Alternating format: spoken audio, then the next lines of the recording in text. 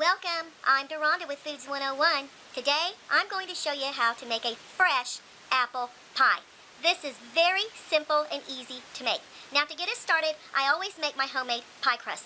If you don't know how to make a homemade pie crust, check out my YouTube link below in the description box of this video on how to make the perfect homemade pie crust.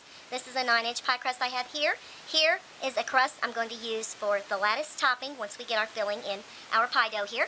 Then I've got 4 Granny Smith apples. I'm going to peel these, core them, and slice them very thinly. You're going to need about 5 cups of thinly sliced Granny Smith apples. Here's 3/4 of a cup of sugar, 1/2 cup of all-purpose flour, 1/2 teaspoon of cinnamon, 1/4 teaspoon of salt, 1/4 teaspoon of ground nutmeg, and 1 tablespoon of cubed butter. Now, this is a very simple process. First, you're going to add the flour, the sugar, cinnamon, salt, nutmeg in a small bowl, and we're going to whisk this nicely together. Next, we're going to peel and slice the apples. To peel the Granny Smith apples, I'm just going to take off the top, and with a paring knife, I'm going to go between the apple itself and its peel until I get all the peeling off of the apple. And if you got those really cool gadgets on adding your apple to one of those machines that'll peel the apple by twirling it around in circles, that would be awesome. Alright, and let's just take off the bottom, just like that. Now we're going to slice it in half. You want to be very careful doing this.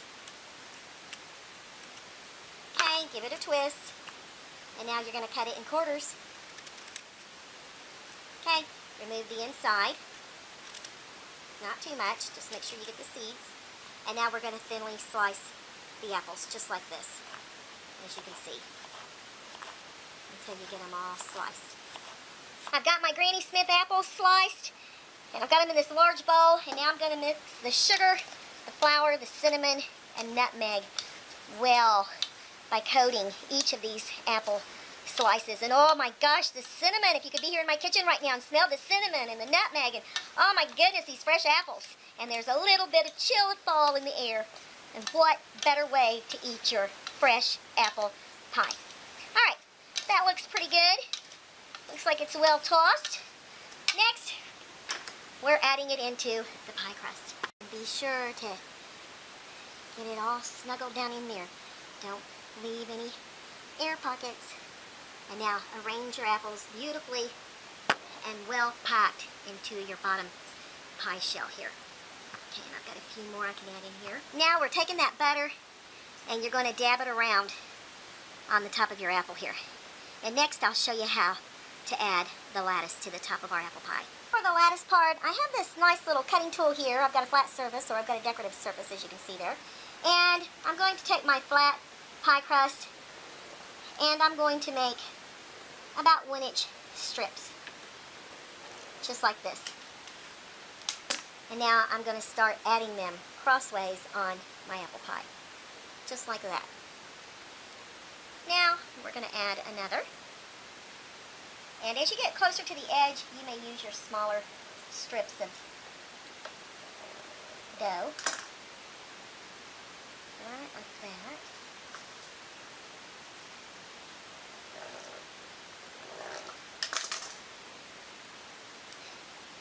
Okay, and like that. Now we're pulling back every other strip to the center of the pie. And now we'll go this direction. And make sure your strips go all the way to the end. And then pull these back over. And now every other strip we're going to pull back. And you can put that until it touches the end of your fluted edges. Okay, oops, grab the wrong one there. Alright, and now we'll come back to this side. And we'll start with this. You want to make sure your oven is preheating to 425 degrees Fahrenheit. Now if it breaks, no big deal. You can just come back and mend it together just like this. You're just going to squeeze it back together. It's not going to hurt anything. And now back, and now back with these 3. Or I should say 2. And we're going to add the last one. And then bring this back. All right, now we're going to go around the edges And we're just going to tuck them under the flute. Now, a lot of people, if you had too much there, you may pull it off just like that and tuck it under. Let's see. And we'll tuck that under. Now, a lot of people like to brush the top of their dough with milk and add sugar, but I just like to keep it just natural. And then continue going all the way around, tucking under your lattice part of your dough. If you got too much, again, just remove it and bring it back. And look how beautiful that's going to be. Now that I got the lettuce completed on my fresh apple pie, I'm going to transport it over here to a pizza baking pan. That way it makes it much easier to transport the apple pie off the countertop into the oven and vice versa.